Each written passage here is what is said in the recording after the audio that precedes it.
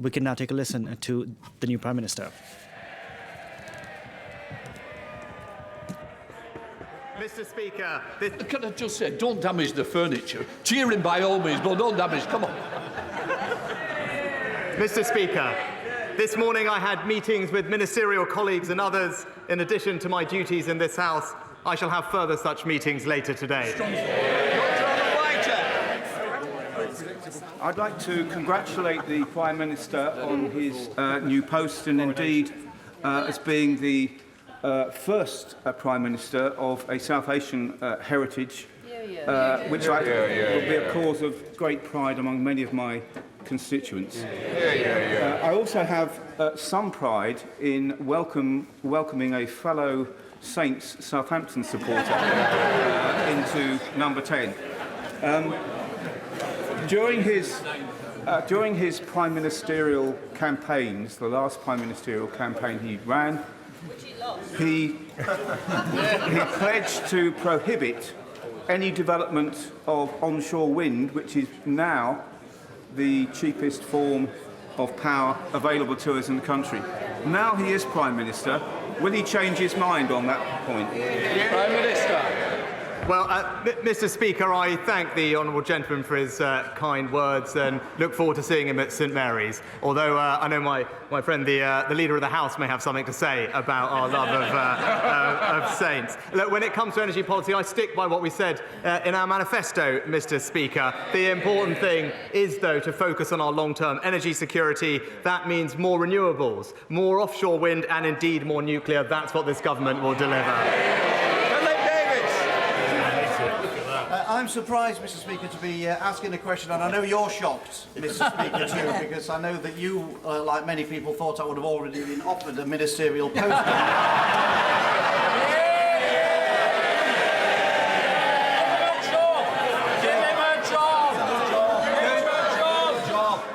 Let me tell you, I didn't hold my breath. Philip Davis. Go figure, as Joe Biden might say.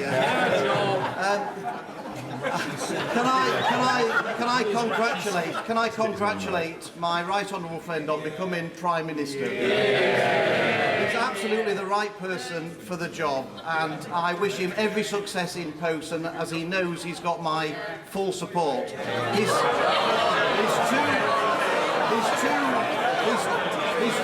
His two immediate predecessors made levelling up a key part of their agenda. Would he reaffirm his commitment to levelling up and start, as he means to go on, by approving the levelling up fund bid for Bingley in my constituency? Well, I'm grateful to my honourable friend for his warm remarks. I can confirm he must be the only person, Mr. Speaker, who texted me to say that he did not want a job in the last 24 hours. But I can give him my cast iron commitment to levelling up, particularly in Yorkshire, which he and I share. Obviously, he'll know I can't comment on individual bids, but by the end of the year, an announcement is expected on the success, and I wish him every luck with that. Let's come to the Leader of the Opposition, Keir Starmer. Thank you, Mr. Speaker, and may I welcome the Prime Minister. The first British Asian Prime Minister is a significant moment in our national story. And it's a reminder that for all the challenges we face as a country, Britain is a place where people of all races and all beliefs can fulfil their dreams. That's not true in every country, and many didn't think that they would live to see the day when it would be true here. It's part of what makes us all so proud to be British. Was his Home Secretary right to resign last week for a breach of security?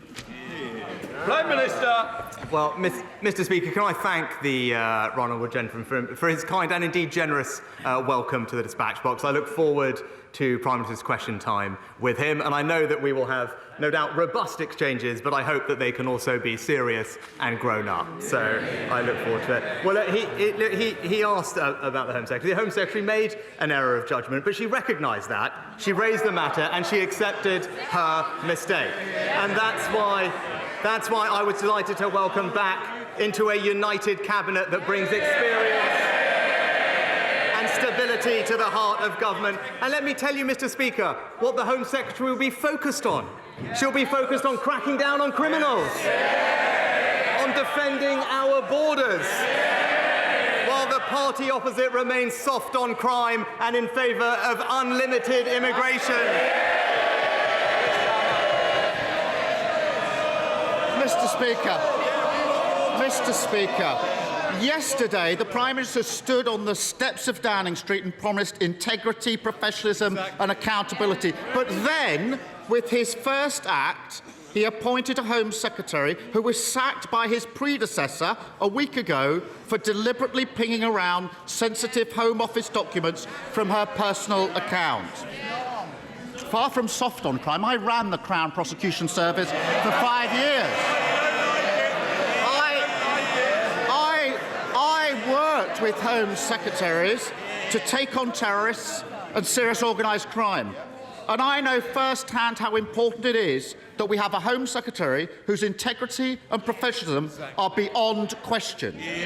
So, have officials raised concerns about his decision to appoint her?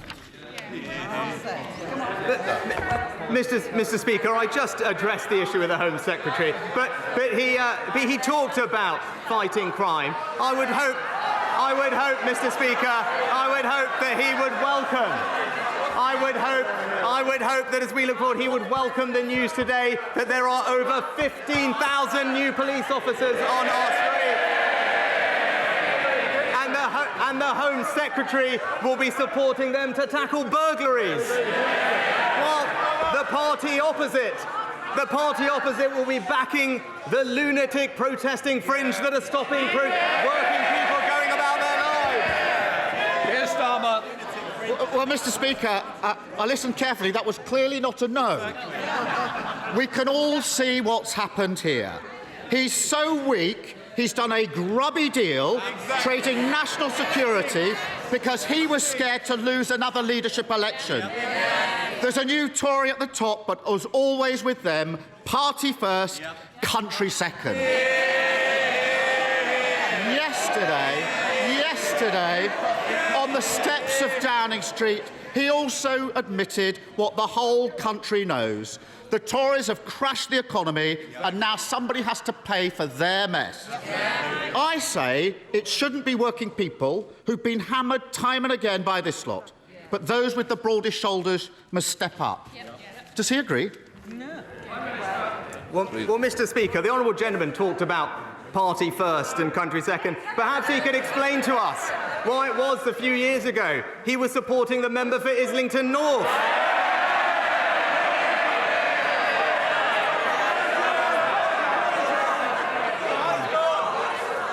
Mr. Speaker, my record is clear.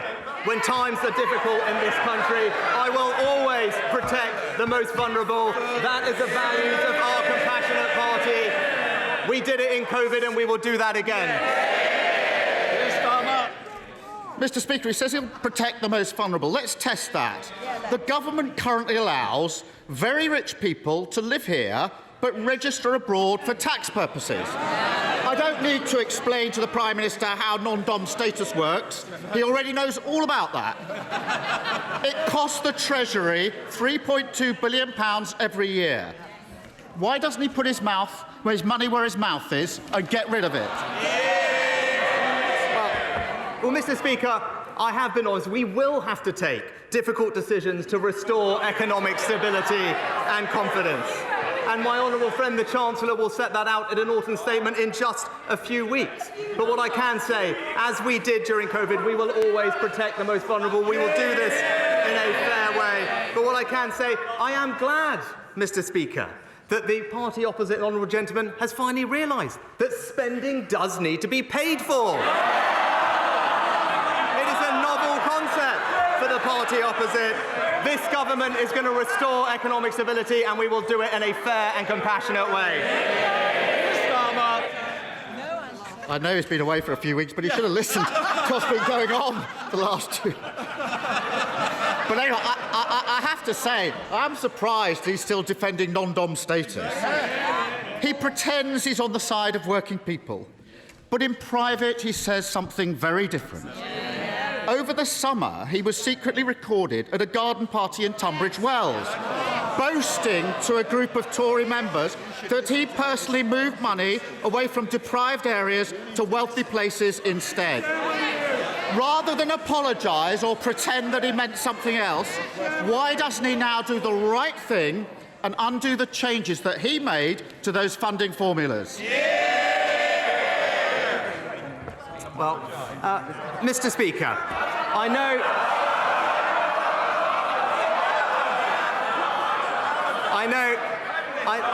know the right honourable gentleman rarely leaves North London. But if he does, he will know that there are deprived areas in our rural communities, in our coastal communities, and across the south, and this government will relentlessly support them because we are a government that will deliver for people across the United Kingdom. But Mr. Speaker, he mentioned the last few weeks. I am the first to admit that mistakes were made, and that's the reason I am standing here. But that is the difference between him and me. This summer, I was being honest about the difficulties that we were facing. But when he ran for leader, he promised his party he would borrow billions and billions of pounds. I told the truth for the good of the country. He told his party what it wanted to hear. Leadership is not selling fairy tales. It is confronting challenges, and that is the leadership the British people will get from this government. Mr. Speaker, I think everyone should watch the video and make their own minds up. In public, he claims he wants to level up the north, but then he boasts about trying to funnel vital investment away from deprived areas. He says one thing and does another. But they're shouting. They're not my words. They're not my words. They're the words of the former chair of the Tory party, sacked yesterday for telling the truth about the Prime Minister. Even his own side know he's not on the side of working people. That's why the only time he ran in a competitive election, he got trounced by the former Prime Minister, who herself got beaten by a lettuce.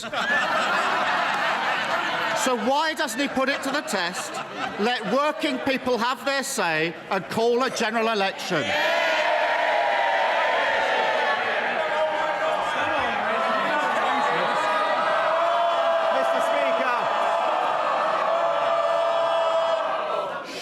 Well, it'll take a long time to get through this paper if we carry on like this, Prime Minister.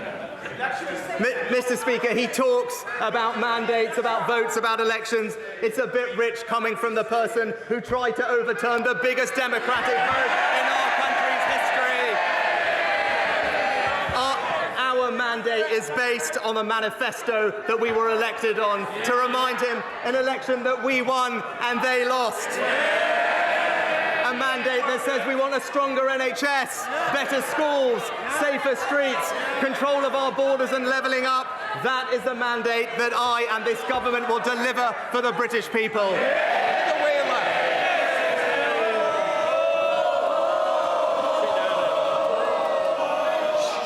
Heather's not even answering questions. You want more? Come on, Heather.